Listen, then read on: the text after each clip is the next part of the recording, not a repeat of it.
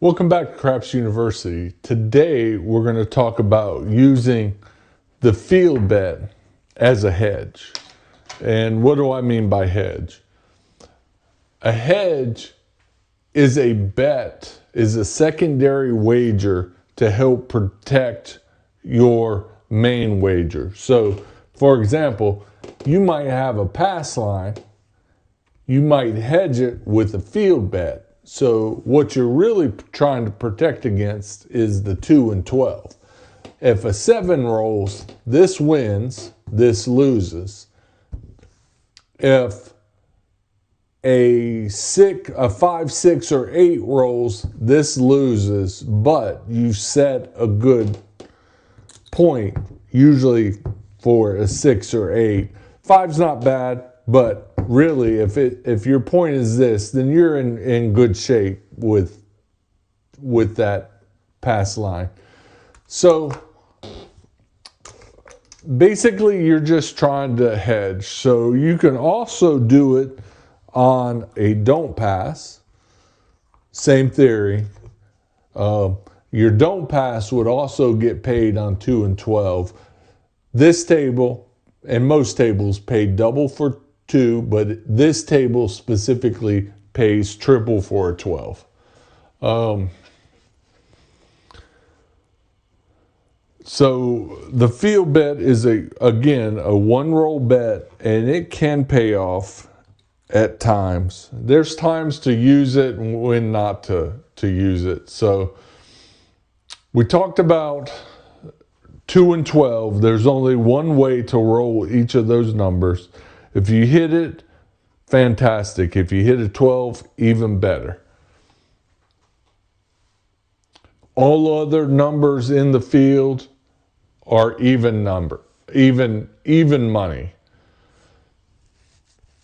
Now let's be clear. The field looks friendly, but the house edge is 5.56%.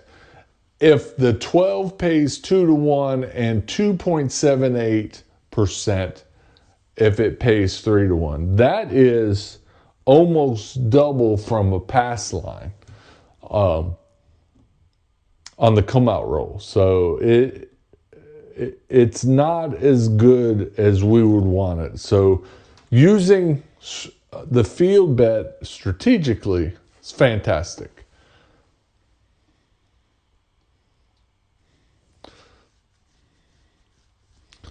So let's say you want to use the field as a hedge for place bets. Let's say you've got 30 on 6.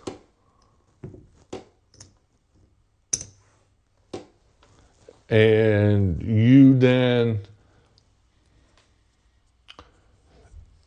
your shooter keeps rolling kind of the outside numbers. So you would hedge and 7 out. Well, let's try that again without that 7. And 8. So 8 is absolutely the worst number besides 7. Let's go again. And 2. So we made that back. So you've got a little action. And you could theoretically leave that up for the next roll. And the next roll is a 5, no field 5, not in there, so you lose that. And that would be the time to stop using the field, because trying to hedge against a 6, 5, 6, 8 are all missing. Of course, the 7's missing too. It's got all the other numbers.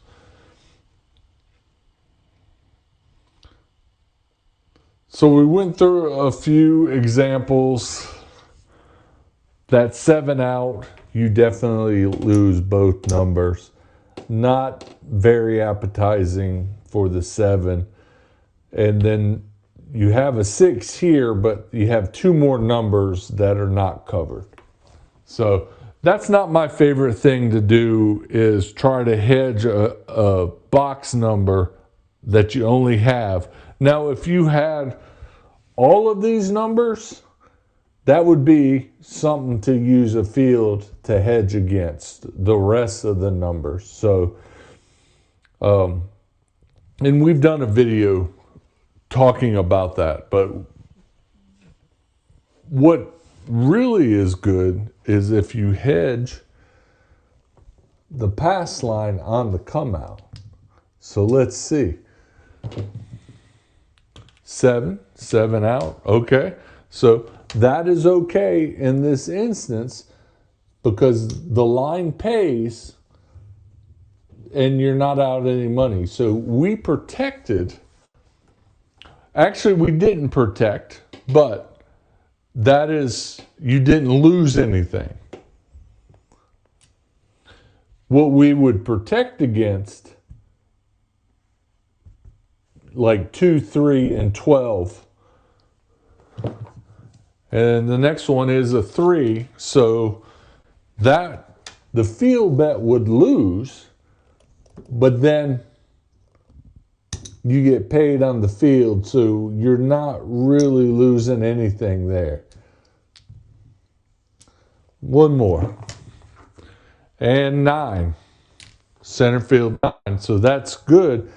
A point gets set, and you get paid. And if you wanted to, you could take those two numbers and place the 8 or 9. And if you roll that, so we moved kind of a winning situation. We only have really $35 that we have to make back now. And then 8 the hard way. So here's our 35 bucks. Boom, right there. So you're almost playing for free. We didn't do the odds, but it is what it is. Let's do it one more time.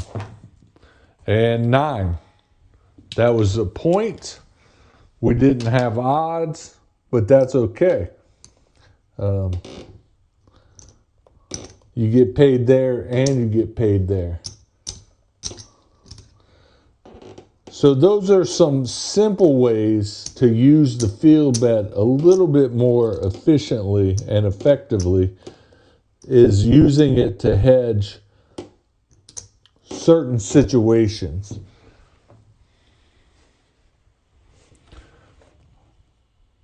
You can also do it on the don't pass. But it works very similar. On the don't pass, you're going to get paid for craps, except for the 12. So you are getting money and getting paid.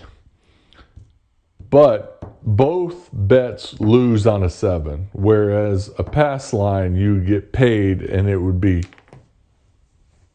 no loss on those two bets. So when do you want to use the field as a hedge? So you're not going to play the field bet on every roll. I see people do it a lot, and they might be up, but they're down. All it takes is a few of these numbers and the 7 to hit, and it kind of wipes you out. So when to use it? When you're not only betting inside numbers.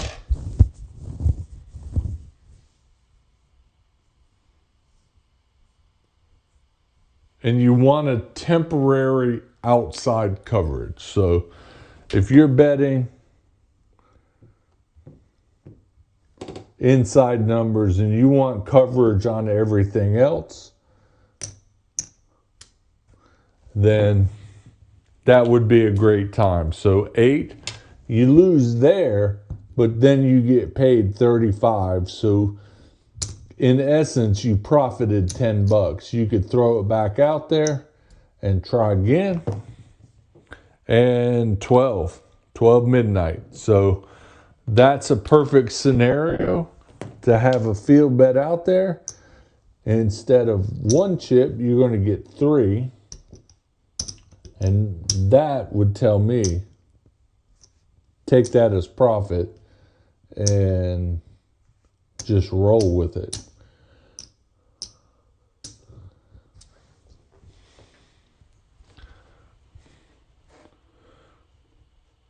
So other times to use it, when you're on the don't and the point is a high risk number, say 6 and 8.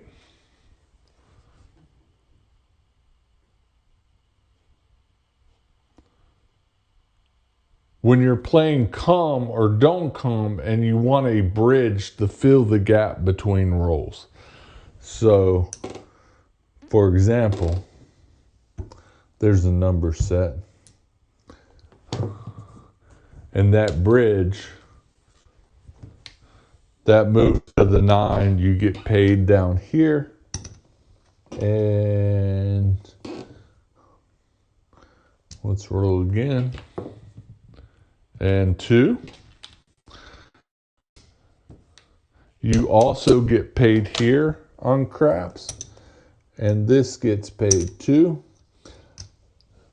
That's about the time I would also stop, is when you hit that many fields in a row. Sorry, just looking at that chip. But it's up to you. I'll throw the field, a bet on the field every so often.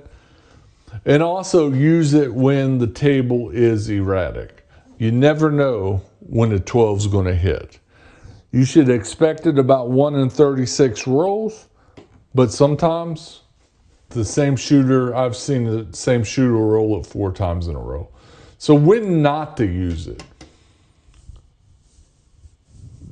There are also bad times when to hedge with the field.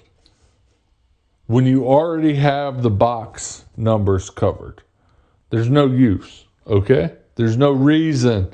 If you've got, even from 9 to 5, when you've got all these covered, there's no use. You're just taking away from your profit of 5, 6, and 8 are hitting. When you're on a hot roll, the field can just drain profits. When you're using field bets to chase losses, and sometimes you might see somebody stick a stack of chips out there, sometimes it pays off, but most likely it doesn't, because 5, 6, 8 kills you. I see that quite a bit, is people trying to get that one hit to kind of bring them back into the game. But you also see that with other table games. Roulette, blackjack, you see it a lot in blackjack, and baccarat.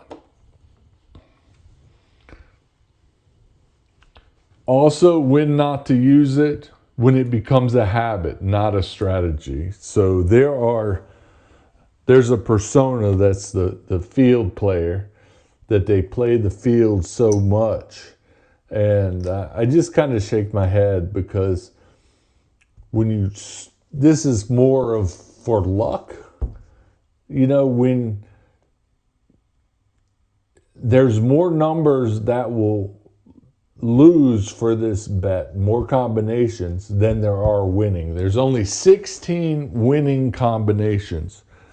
That means there's 20 losing combinations. So why would you want to play that all the time? The field is a tool, not a solution. So let's break it down. If you bet $25 on the field every roll, your expected loss per roll is about $1.39. At a 5.56 edge, that adds up fast. So it's not a long-term winning proposition. If you're placing 30 on the 6 and adding 25 in the field just in case, you're cutting your profit margin significantly if the 6 hits. And if the field doesn't, you're bleeding profit. So you only want to use the field very limited.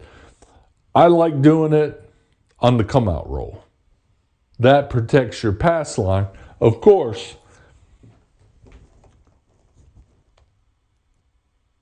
everything is going to win in such combination except for 6 and 8, but that means that point is being set for 5, 6, and 8, meaning you should be freer to play your odds and know that these are good numbers, 6 and 8 specifically, but even 5, they're okay to play on the pass line.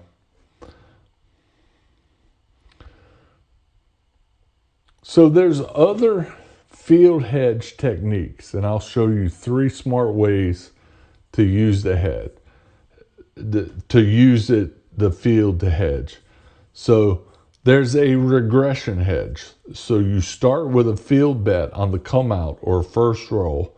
After 1 hit, remove it. This helps you start positive and reduce risk. So let's do that. This is a come out roll, numbers off, and reduce risk. So here, 3 craps, AC doocy, we get paid there, but we lose there. So that protected us. And let's do it one more time. And 8. So as a pass line player, you want to see the 8 so you can play max odds and feel safe about playing max odds. So that's one. You can also, this is another technique called the 1 roll gap coverage. You have a place bet on 5, 6, and 8. The field covers all the other numbers except for 7.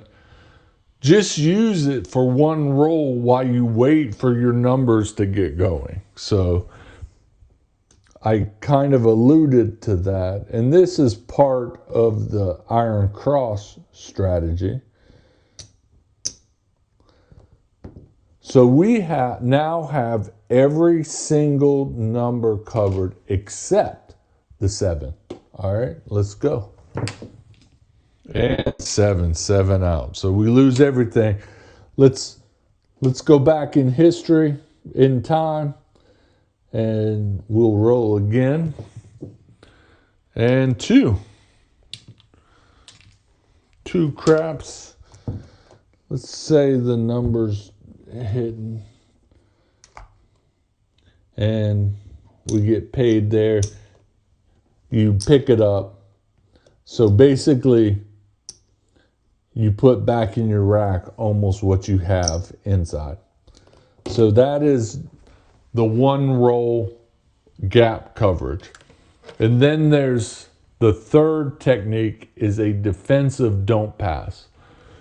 Use the field for a few rolls while the point is on a dangerous number like 6 or 8. Drop it once, you feel safe, or when the shooter starts to turn cold. So just that. Let's put it on the 8. And you got to don't pass.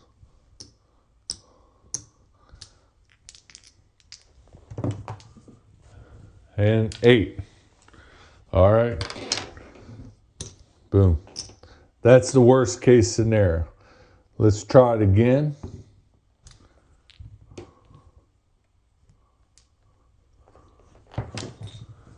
And 7 out. All right. But this wins 1-1. This loses. No harm, no foul. All right.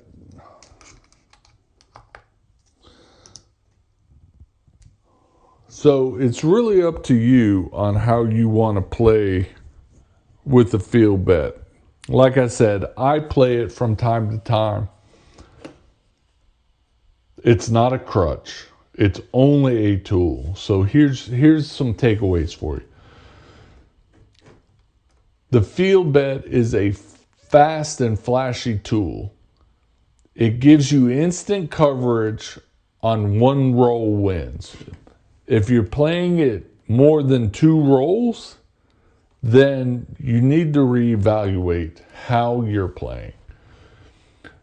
But the field bet comes with a cost, and it won't protect you from a bad strategy. Use it intentionally, not emotionally.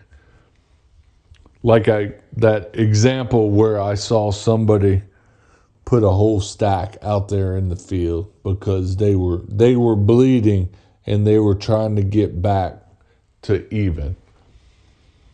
And most importantly, know when to take your field bet down. It's not going to continue to hit for long because there's 20 ways to lose, 16 ways to win. That is how you play smarter craps. Thanks for watching. Craps University out.